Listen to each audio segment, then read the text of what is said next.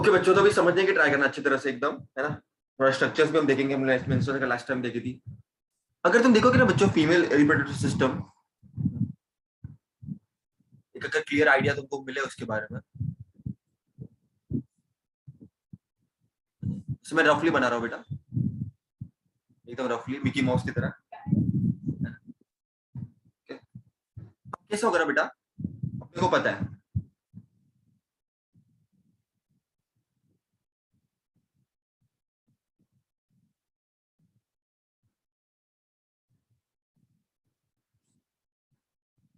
थोड़ा मैं रफली बना रहा हूँ बच्चों, समझ जाना प्लीज। ये अपना फीमेल रिप्रोडक्टिव सिस्टम रफली है ना। ये तुम्हारे ओवरीज है। इसी कॉन्सेप्ट ये है कि एक ओवरी से एक ओवम निकलेगा। एक्चुअली वो ओवम नहीं होता है, वो सेकेंडरी oocyte होता है जो निकलता है। ओके, थोड़ा अच्छी तरह से बनाऊंगा तो क्या तुमको समझेगा आगे।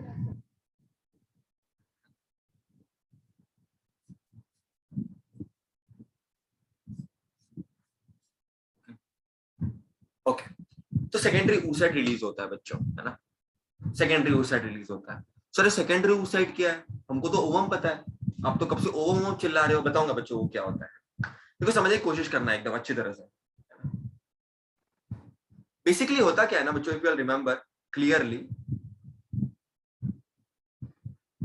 आप स्ट्रक्चर देखोगे सिस्टमेटिकली, तो ओवम तो रिलीज होता ही है, लेकिन ओवम को जगह तक पहुंचाने के लिए फीमेल रिप्रोडक्टिव सिस्टम में क्या क्या मॉडिफिकेशन होता है, एनीबडी नहीं आइडिया। सीढ़िया होता है, और क्या होता है, एनीबडी, एनीबडी नहीं आइडिया क्या क्या होता है। वो सब स्ट्रक्चर नहीं होता, क्या है sir mucus, mucus.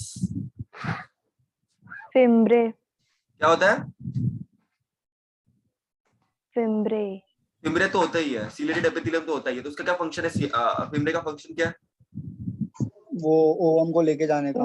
Very nice, बहुत अच्छे बेटा, बहुत अच्छे बहुत अच्छे। तो अगर आप देखोगे, तो अगर आप देखोगे ना बेटा, अगर ये ओवरी है, जैसे फिंगर लेग प्रोजेक्शन होता है, तो ये बेसिकली क्या होता है ना, फिम्ब्रे जो होता है वैसे ओवम को पकड़ता है, क्योंकि स्पर्म को छोड़ के बाकी सब सेल जितने भी है वो नॉन मोटाइल है, मूव नहीं कर सकते। तो ये फिम्ब्रे जो रहता है वो पकड़ता है ओवम को। और यहाँ पर क्या होता है ना बेटा, यहाँ पर सिलिएटेड कॉलमनर एपिथेलियम सेल्स होता है, जो एक बार में न जाने कितनी हजारों लाखों बार हिलते हैं, एक मिनट में, एक सेकंड में। It move so that secondary oocyte can travel. तो फीमेल की बॉडी में मॉडिफिकेशन है बच्चों, इतना याद रहेगा, इतना याद रहेगा। अब यहाँ पर भैया, ये जो पीनिस है, फीमेल के वजाइनल ट्रैक्ट में जाएगा, और एक इजैकुलेशन में 200 से 300 मिलियन स्पर्म्स, काश ये वीडियो में इतने व्यू आ जाए, 200 से 300 मिलियन स्पर्म्स, है ना, ट्रैवल करेंगे, और इवेंचुअली सिर्फ 200 से 300 रीच करता है। कैसे रीच करते हैं, क्या रीच करते हैं, कौन थे, मैं तुमको बताऊंगा। अब बिफोर यू अंडरस्टैंड क्या रीच करता है, कौन रीच करता है, कैसे रीच करता है, you should know some basic concept. अब अगर आप देखोगे ना बच्चों, तो आज जो सेकेंडरी oocyte रिलीज होता है, उसका स्ट्रक्चर जो देखोगे तो बहुत इंटरेस्टिंग है वो। इसको हम समझने की ट्राई करते हैं अच्छी तरह से। स्ट्रक्चर ऑफ सेकेंडरी oocyte, तो क्या रिलीज होता है बच्चों, ओवम रिलीज नहीं होता है, क्या रिलीज होता है, सेकेंडरी oocyte, जो आके इवेंचुअली आके ओवम बनने वाला है। तो सेकेंडरी oocyte का स्ट्रक्चर कैसा होता है बेटा, अच्छी तरह से ध्यान से देखना एकदम, एवरीबॉडी। तो सबसे पहले तो बच्चों आप देखोगे ना, तो ये सेकेंडरी oocyte है तुम्हारा अंदर एकदम। पहले मैं आपको लेयर बता देता हूँ पूरी, उसके बाद तुम्हारी एक और लेयर है।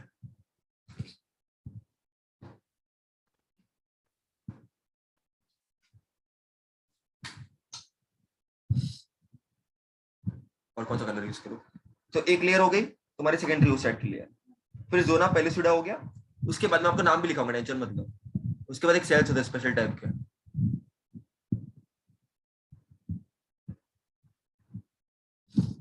वो कोरोना, कोरोना को इसका नाम है कोरोना रेडिएटा। इस सेल्स का नाम है कोरोना रेडिएटा, डोंट वरी, मैं आपको सब नाम लिखवाऊंगा, टेंशन मत लो। उसके बाद तुम्हारा क्या होगा बच्चों, पहले इसका इतना लिख देते हैं अपन, तुम्हारा सेकेंडरी oocyte, तुम्हारा oocyte जो है सेल्स है तुम्हारे, ये तुम्हारा जोना पेलिसुडा। अब स्पेलिंग भी ध्यान देना बच्चों, जोना पेलिसुडा। फिर है बच्चों ये वाले सेल्स, इसको बोलते हैं कोरोना रेडिएटा। इतना याद रहेगा बेटा, ये नाम याद रखना बहुत इंपॉर्टेंट है बच्चों, बहुत इंपॉर्टेंट है। यहाँ पर ही नाम याद रहेंगे बच्चों ये कि नहीं याद रहेंगे? हाँ। नाम याद रखना बहुत इंपॉर्टेंट है बच्चों, कुछ याद रहना नहीं, नाम तुमको याद होने चाहिए।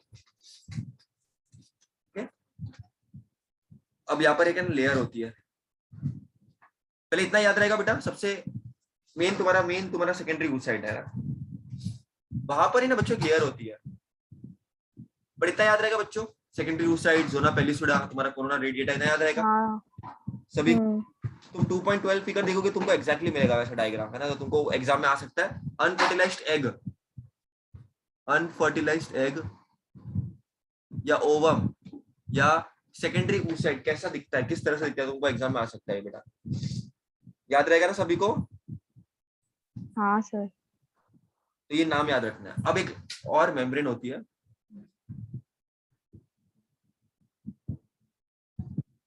इसको बोलते हैं स्पेलिंग के साथ बेटा, विटेलाइन मेम्ब्रेन।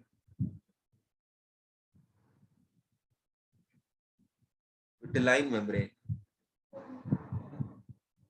विटेलाइन मेम्ब्रेन, और उसके बीच में तुमको स्पेस मिलेगी, कुछ बीच में जगह दिख रही है तुम लोगों को बच्चों, उसको हम बोलेंगे पेरी विटेलाइन स्पेस। याद रहेगा बच्चों सभी को? इतना याद रहेगा? याद रहेगा बच्चों इतना?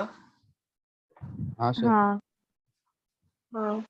और फिर बाकी टाइप के सेल्स भी आपको दिखने मिलेंगे बच्चों, यहाँ पर ऐसा नहीं है कि इतने ही दिखने मिलेंगे, बाकी टाइप के सेल्स भी आपको दिखने मिलेंगे, लेयर्स दिखने मिलेगी, सेल्स दिखने मिलेंगे, बट इतने मेन तुमको पता होने चाहिए। तुमको क्यों पता होने चाहिए कि स्पर्म आकर के फर्टिलाइज करने वाला है, तो ये मेम्ब्रेन इतनी नहीं चलेगी, इसको डिसइंटीग्रेट भी होना पड़ेगा, तो इसके लिए तुमको नाम याद रखना है, क्योंकि स्पर्म इवेंचुअली आने वाला है और इनसे टकराने वाला है, झगड़ा करने वाला है, तो कुछ ना कुछ तो मॉडिफिकेशन होनी चाहिए भाई, कुछ तो बंदोबस्त होना चाहिए स्पर्म का भी, कि भाई ये सब मेम्ब्रेन से चीर फाड़ता हुआ जो फीमेल की सेकेंडरी oocyte है, फीमेल का जो न्यूक्लियस है उससे फ्यूज कर पाए, तभी तो एक सेल से दो से चार ऐसे माइटोसिस, फिर मियोटिकली डिवाइड करके फिर आगे जाइगोट बनाएगा। राइट बच्चों, इधर तक क्लियर? क्लियर है? हाँ।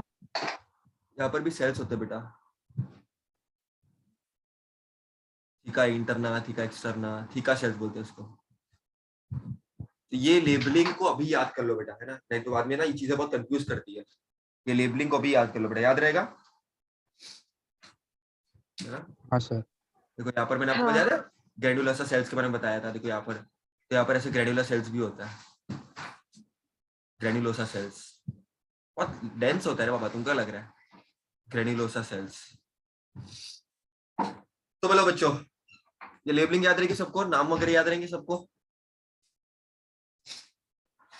हाँ सर। हाँ। एक और एक चीज याद रखना बेटा, जो साइटोप्लाज्म है एक सेल का उसको बोलते हैं ऊप्लाज्म, याद रहेगा ना, साइटोप्लाज्म सेल का प्लाज्म तो साइटोप्लाज्म, एग का प्लाज्म ऊप्लाज्म, याद रहेगा बच्चों? याद रहेगा? हाँ भैया। एग मेम्ब्रेन जो मेन मेम्ब्रेन है उसको हम क्या बोलते हैं? विटेलाइन मेम्ब्रेन, ये याद रखना, एग्जाम में शॉर्ट नोट आ गया तो। वो रिलीज क्या करता है? ग्लाइकोप्रोटीनियस मेम्ब्रेन, बेसिकली क्या होता है ना, it secretes a non cellular glycoproteinaceous membrane, अब वो भी क्यों मैं आपको बताऊंगा आगे, वो तुमको आएगा, ग्लाइकोप्रोटीनियस मेम्ब्रेन। अब आगे सुनो बच्चों, जोना पेलिसुडा बहुत टाइटली इलॉन्गेटेड सेल्स है जिसको हम बोलते हैं कोरोना रेडिएटा, याद रहेगा बच्चों? तो जोना पेलिसुडा के उधर एक जोना पेलिसुडा एक लेयर है, उसके उधर टाइटली पैकेट सेल्स को हम क्या बोलते हैं बच्चों? कोरोना रेडिएटा, है ना, गो कोरोना गो, बट यहाँ पर से कभी कोरोना जाएगा ही नहीं, जब तक ये फीमेल बॉडी है तब तक कोरोना रहने वाला है ना।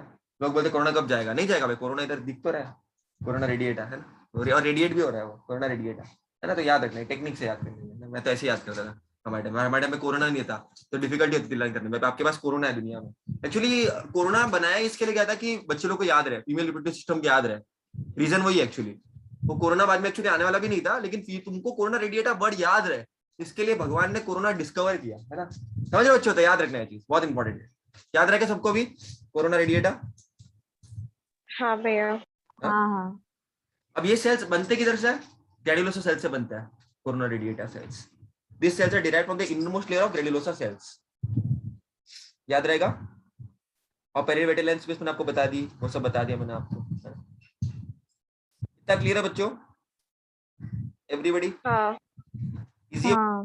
एकदम इजी है।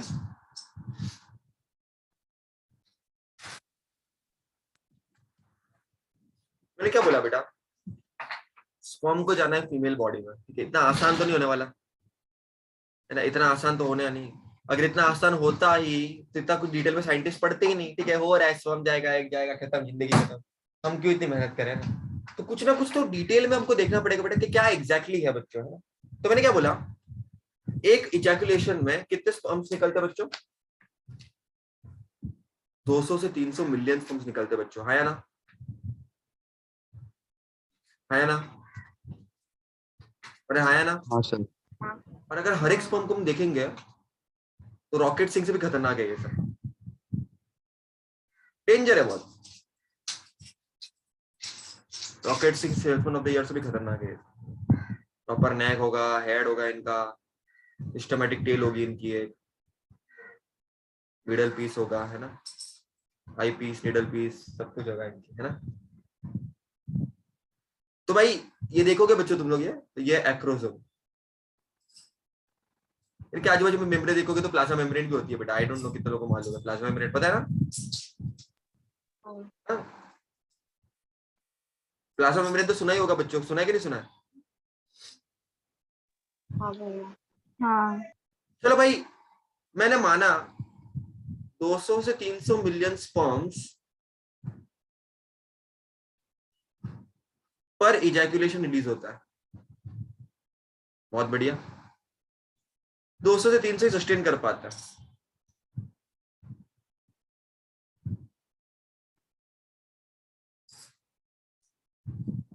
कुछ बीच में ही मर जाते हैं due to various factors. Female की बॉडी एक्सेप्ट नहीं करती, एसिडिक कंडीशन है, स्पर्म की वाट लग जाती है। अब ये 200-300 भी मर ना जाए, ये फीमेल बॉडी मेक श्योर करती है। ऐसा तो नहीं है कि 200, तो स्वयंवर बहुत खतरनाक स्वयंवर है। 200-300 मिलियन स्पर्म्स पर इजैकुलेशन रिलीज होता है, ठीक है। अब समझने की कोशिश करना, ये कोई छोटा नंबर नहीं है, ये बहुत बड़ा नंबर है। लेकिन फीमेल क्या बोलती है, मैं रिजेक्ट करूंगी। मतलब फीमेल बहुत चूजी होती है। 1 मिलियन में कोई एक ही स्पर्म को आने देती है। 10 लाख में से कोई एक ही आएगा भाई, बाकी सब पहले फुर्सत में निकलो, कोई जरूरत नहीं है तुम्हारी। 200-300 मिलियन मतलब 1 मिलियन में एक स्पर्म को एंट्री है भाई। अब वो 200-300 कुछ स्पेशल स्पर्म्स होंगे, है ना। तो उनको, उनकी देखभाल फीमेल बॉडी कर लेती है भाई, कि तुम्हारे लिए कुछ तो मैं कर लेती हूँ। मैंने इतना मारा, कत्लेआम किया, है ना। रास्ते में जैसे दंगे चलते ना, लोग ऐसे अंधाधुंध पागलों की तरह मारते रहते हैं, तो मार दिया सबको, ठीक है, कत्लेआम कर दिया। लेकिन कुछ बच गए। अभी सबको ही मार देंगे तो रात किस पे करेंगे?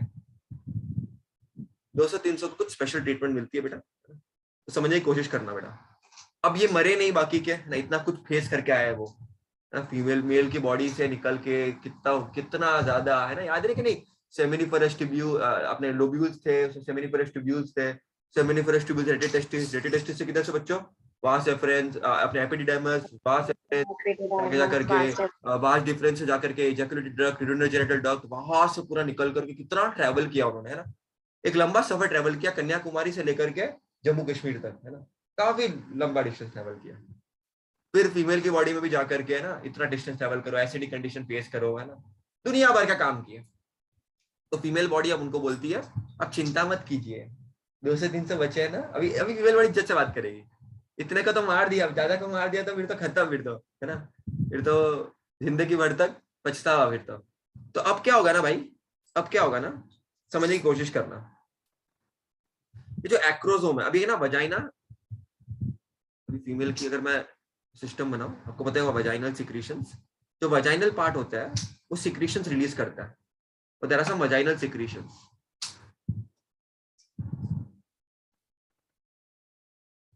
They secrete something, है ना, and they act on the plasma membrane, act on the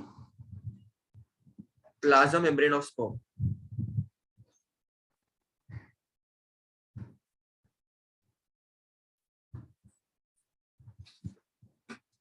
They act on the plasma membrane of sperm.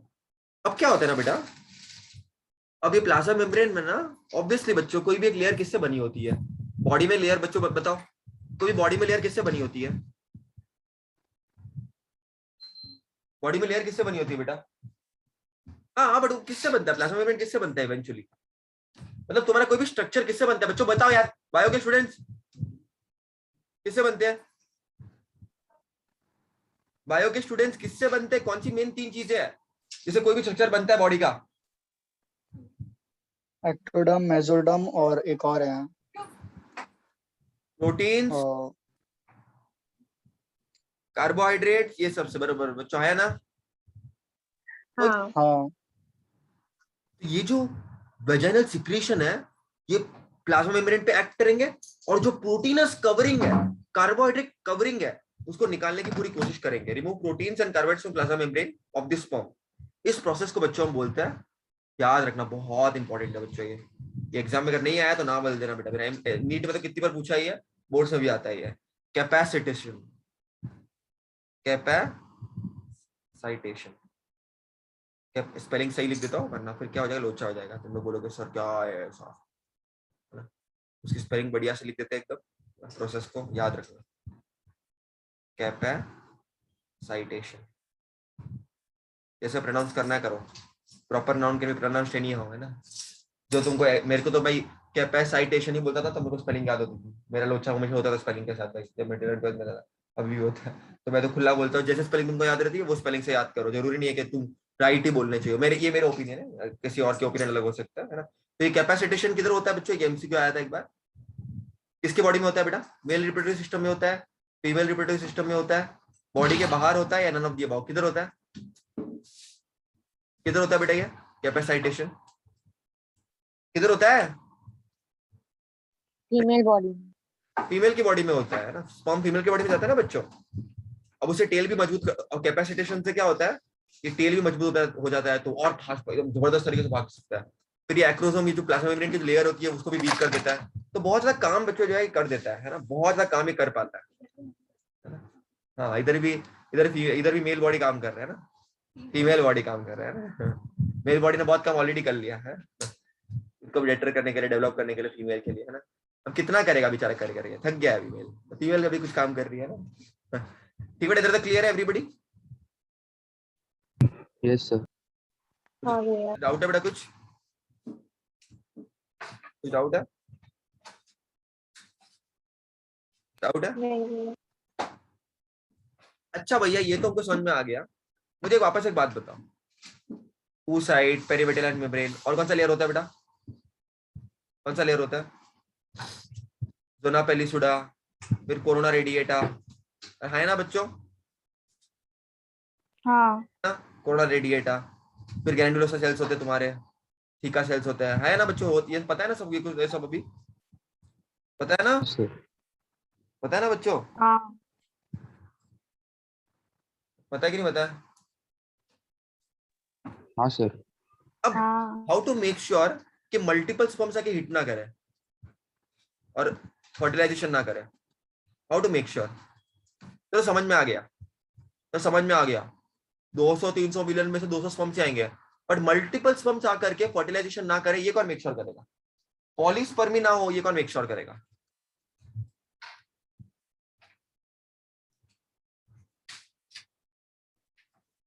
हाँ बच्चों, पॉलीस्पर्मी ना हो ये कौन मेक श्योर करेगा? बताइए. इसको ब्लॉक कैसे किया जाए?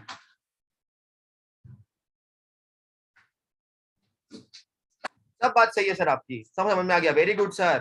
कि वजाइनल सिक्रीशन रिलीज करता है, अभी फीमेल की बॉडी हेल्प कर रही है कि फर्टिलाइजेशन हो जाए फाइनली, है ना. कैपेसिटेशन हो रहा है, सब मानना, एवरीथिंग गुड, बहुत बढ़िया सर. प्लाज्मा मेम्ब्रेन पैक करते हैं, सब कुछ सही है सर. लेकिन मल्टीपल स्पर्म जाके हीट ना करे तो क्या करे उसके लिए भाई? बड़ा इंपॉर्टेंट क्वेश्चन है ये, है ना? तो इसको हम आगे देखेंगे बच्चों, है ना? आगे देखेंगे।